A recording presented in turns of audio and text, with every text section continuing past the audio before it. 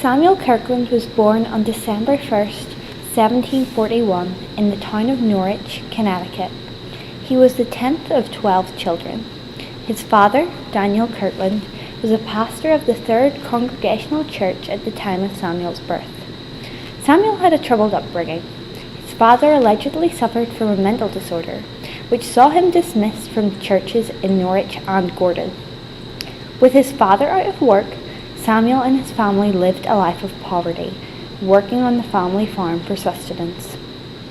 In 1750, aged 19, Samuel would be enrolled in Moore's Charity School of Lebanon, Connecticut, where he studied under the Reverend Wheelock, who would later go on to found Dartmouth College.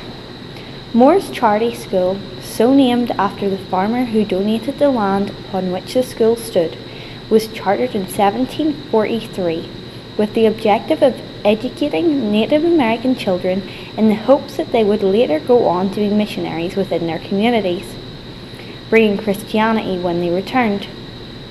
Wheelock believed that, quote, an Indian missionary may be supported with less than half the expense that will be necessary to support an Englishman who can't conform to their manner of living.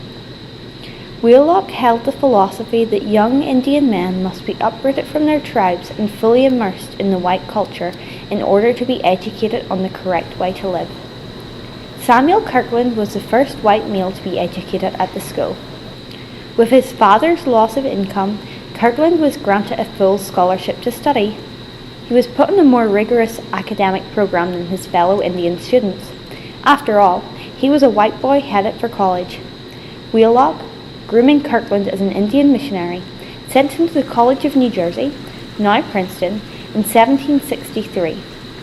Kirkland stayed at the college for only 2 years before he left on his mentor's request, so he could start his mission as soon as possible.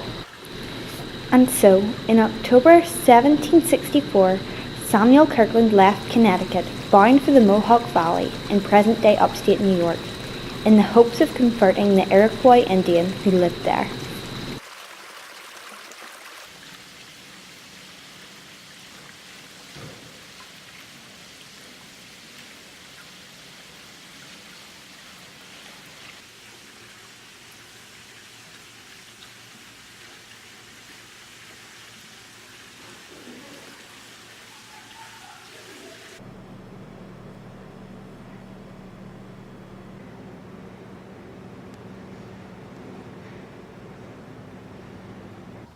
The first evidence of the Iroquoian Indian culture dates back to 1000 CE.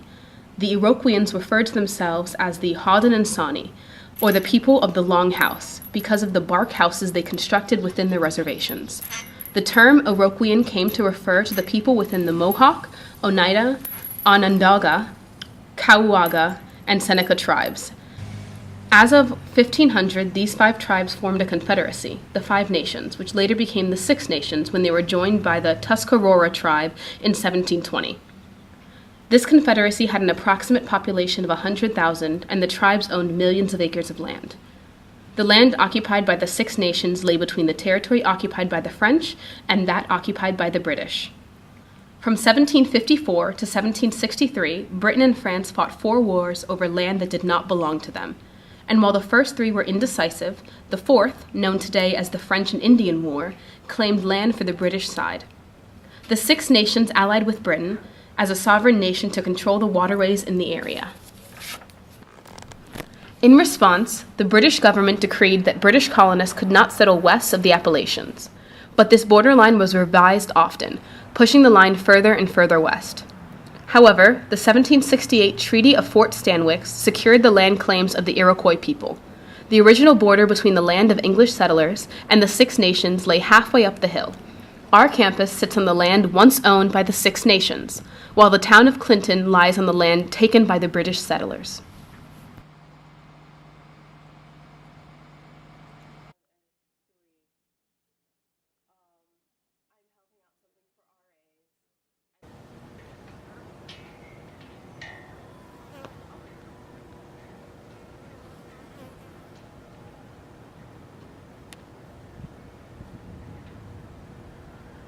It was mid-January before Kirkland set off for the Seneca Reservation, a journey of 200 miles through the dead of winter. With 2 Seneca guides, Samuel Kirkland would follow the Indian Trail, today known as the Seneca Turnpike.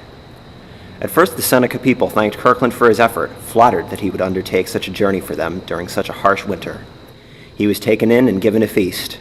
4 days after his arrival, however, his host father suddenly died, and Kirkland was under suspicion of witchcraft. In the weeks that followed, the Senecas no longer welcomed his presence on the reservation, but he stayed, trying to learn their language, but complained that he was not being adequately supported by the tribe, as the pastor in a community should be. Suspicion of Kirkland lingered within the community. Members were hostile to him, and his attempts to control their use of force against neighboring tribes irritated them. Kirkland was forced to leave in May 1766, summoned by Wheelock to Connecticut.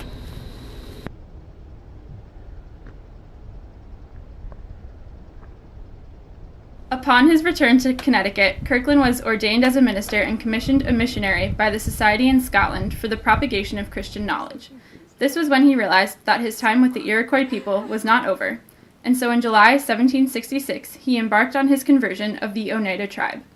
He traveled to the Oneida village of Kanawahale, where he would teach and carry out pastoral work. The Oneida people were responsive to Kirkland and his teachings, but Kirkland was unsure on what was the best way to conduct himself. For the first year of his time with the Oneida people, he tried to assimilate to their culture. He dressed, ate, and attempted to speak like an Oneida, but soon gave this up, claiming that it, quote, left them with a very poor opinion of the English religion.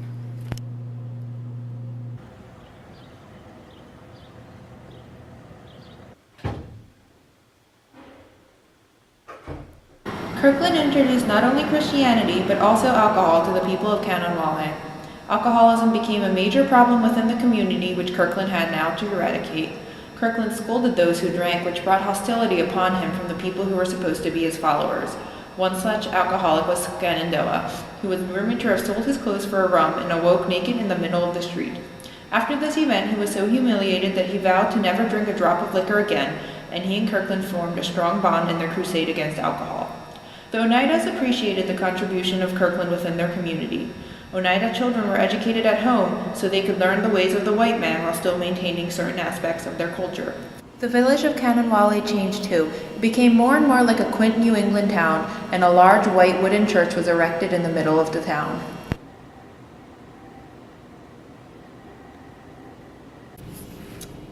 The Battle of Oriskany was costly on both sides.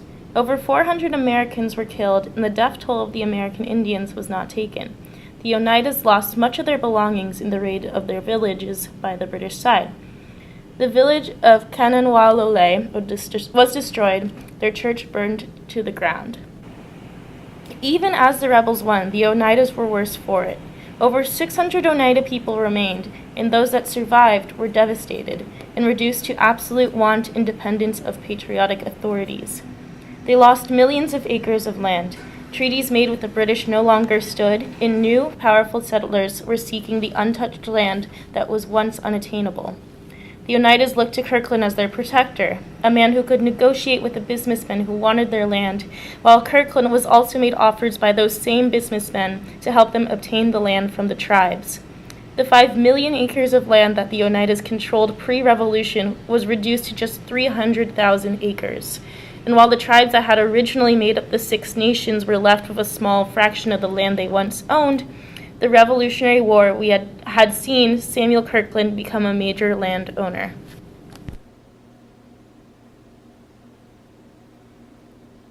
The coming of the Civil War split the tribes of the Six Nations. Notably, the Mohawk tribe sided with the British. Many of the land treaties with the British meant security for their land claims, but Kirkland, a native New Englander and Princeton graduate, felt sympathy for the Patriot side in which so many of his peers fought. So at first, he advised the Oneidas not to get involved. However, as the war progressed, Kirkland stepped into the role of a revolutionary agent, advising some of the Oneidas and some Tuscaroras to side with the rebels, while the rest of the Six Nations backed the British. As a result, brother Iroquois fought against one another and the Six Nations devolved. The beginning of the 1790s was a busy time period for Samuel Kirkland. He now found himself a prominent figure in society, but he still hadn't given up his dream of converting the Oneidas to Christianity and the white man's way of living. In October of 1791, he drew up his so-called Plan of Education for the Indians. Kirkland envisioned a school established on the border of white and Indian lands. He proposed that it would be a school for the most gifted of the Iroquois. Kirkland proposed initially enrolling 2 Senecas and 2 Oneidas, plus 1 student from each of the Onondaga, Cayuga, and Tuscarora tribes. Specifically, Indian students would be instructed on the, quote, principles of human nature and history of civil society. But this plan required more funding than Kirkland had available to him, so he set out to recruit influential backers. Both President Washington and Secretary of the Treasury Alexander Hamilton approved of the school, Hamilton becoming a trustee almost immediately. The white settlers on Oriskany Creek welcomed the plan for the school, and they were happy to donate cash, land, and labor to the cause. They may not have cared about the education of the Iroquois children, but welcomed a high-caliber school that their own children, male and female, could attend. And so the Hamilton Oneida Academy was approved for charter by the Regents on January 29, 1793, with aid provided for all Indian students as standard. In gratitude, 16 Oneida chiefs signed an address to the Regents on April 27th, stating, quote, that the minds of Indians may become as enlightened as the minds of the white people, and that all the difference between us and them consist only of the color of their skin. The first class was welcomed in January 1794, which included 25 white students and just 4 Indian children. But by March, when a building burned to the ground, the school closed for a fraction of the spring. When classes resumed, only 1 Indian student returned. The college continued to fail its mission. The first decade of the academy had only seen 2 American Indian students pass through its doors. The lack of Indian students was blamed on a lack of financial aid to support them. In 1805, the trustees pressured the regents to charter the academy as a fully fledged college. The decision was made in 1812, and Hamilton College was founded. But Kirkland could not see the decision, as he passed away in 1808, his wish to educate American Indians in the area unfulfilled. Hamilton College's student body is currently made up of 7.6% Asian students, 4.6% Black or African American students, 7.4% Hispanic or Latino students, 63.4% white students, and 3.4% students of 2 or more races. 7.8% students identify as unknown race and 5.9% as non-resident aliens. There are currently no American Indian students enrolled at the college. There is currently no scholarship or assistantship in place for students from the Oneida Nation, excluding standard financial aid. Hamilton College admissions do not currently exhibit at high schools in Oneida Nations, while our peer schools, such as Colgate, do. Our school is still very much built on Oneida land.